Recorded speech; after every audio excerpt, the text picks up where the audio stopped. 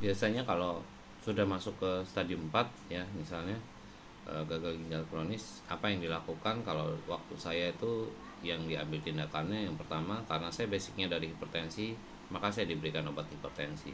Obat hipertensi saya itu berguna untuk dua hal.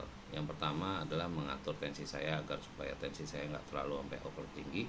Yang kedua adalah menekan kebocoran dari protein yang keluar beserta urinnya. Jadi dia menekan kebocoran ginjalnya.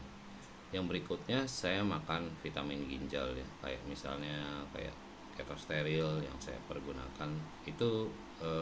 Ketosteril ini vitamin ginjal tuh rata-rata yang pasti kalau sejauh yang aku tahu dia tidak di cover oleh BPJS. Jadi buat teman-teman yang mungkin berada di stadium 3 ataupun 4 stadium gagal ginjal kronis, tetap kudu keluar uang sendiri ya. Jadi ada yang kayak misalnya ketosteril, aminoral, prorenal, nosit, atau yang lainnya bisa dipergunakan juga ya. Jadi ada banyak alternatif vitamin ginjal yang bisa dipergunakan.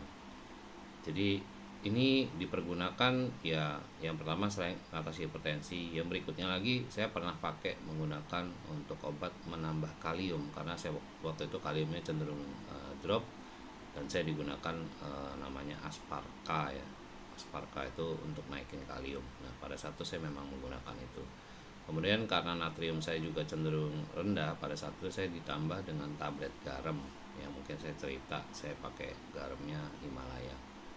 Kemudian yang berikutnya saya akan menggunakan suntikan EPO, di mana nanti saya akan detailkan lagi ya di part berikutnya suntikan EPO-nya saya.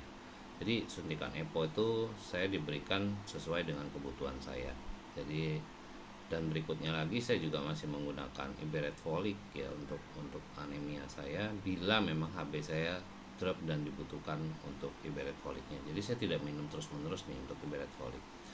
Kemudian ketika berada di stadium 4 saya juga menggunakan obat kayak misalnya untuk vitamin